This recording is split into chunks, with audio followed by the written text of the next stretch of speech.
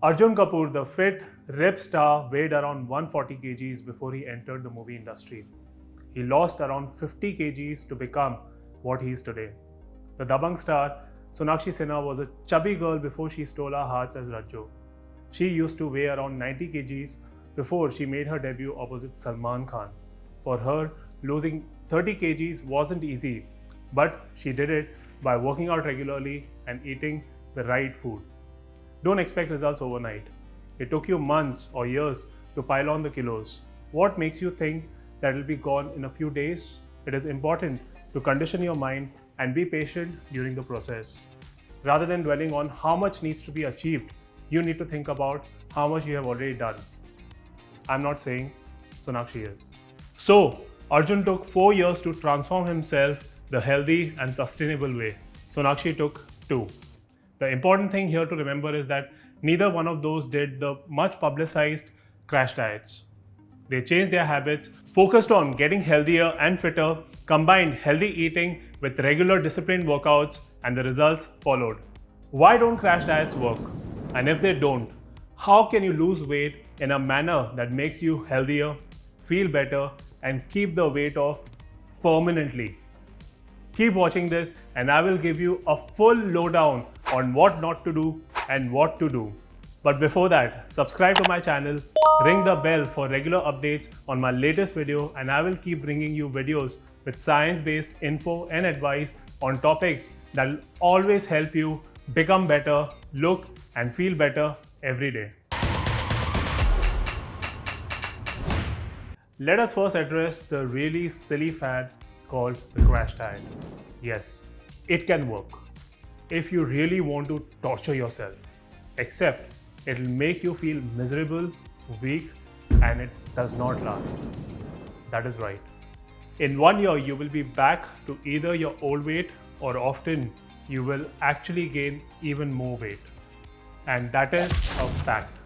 The most famous study on this was conducted on 14 participants of the famous hit American TV show called The Biggest Loser in 2016.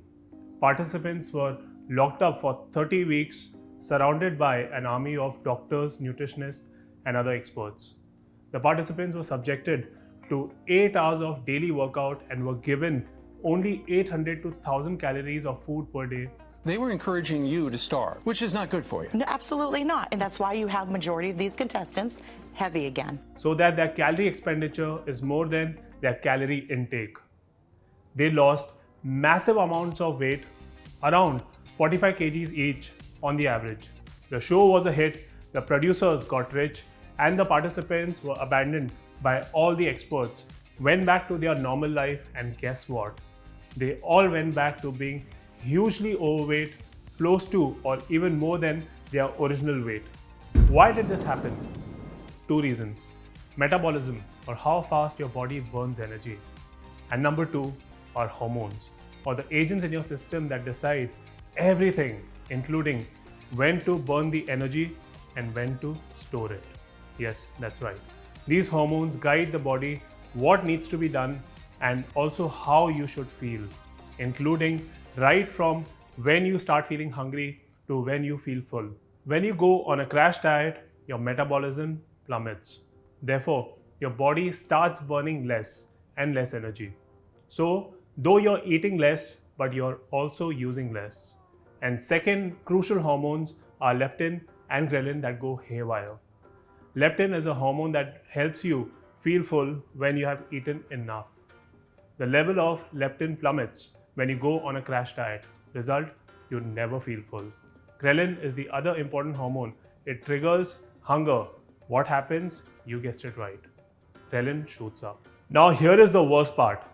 Even after you stop the extreme crash diet, you have to, right? Because no one can eat ridiculously small amounts for years and years to come.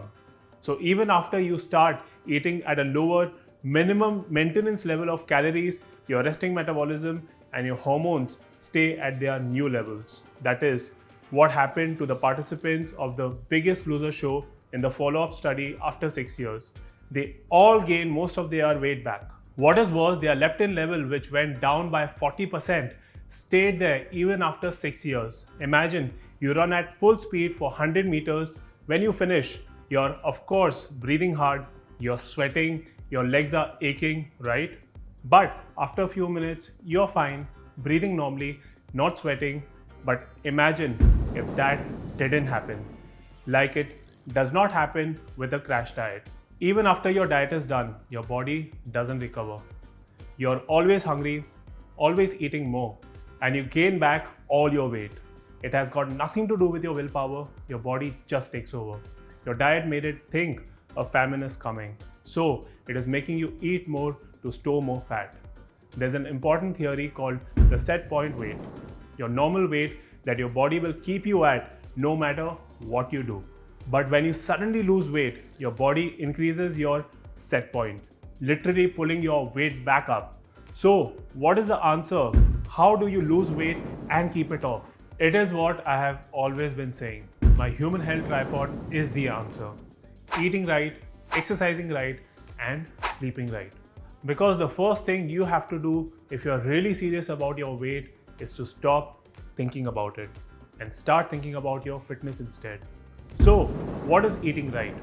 Stop all junk food, all processed foods. Increase your protein intake at every meal.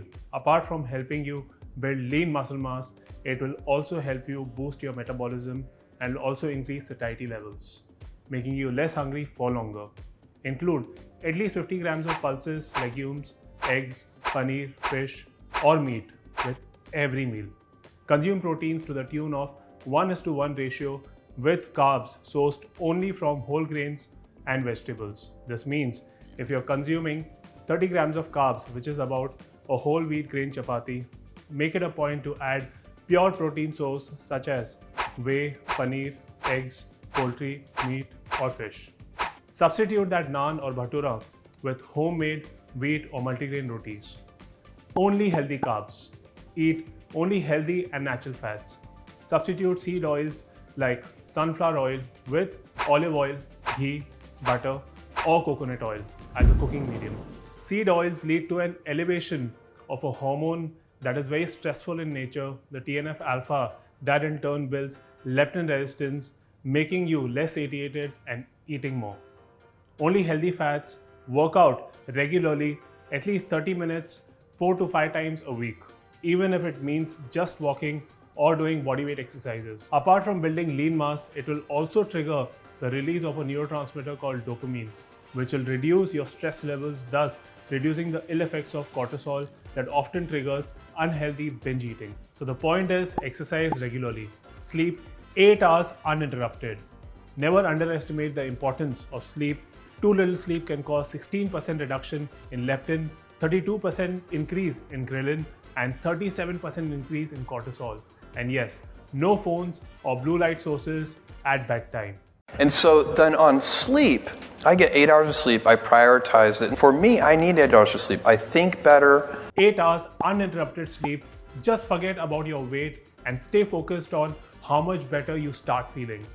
And you will start seeing the difference in the mirror. Share this video with a friend who's running behind one fat diet after the other.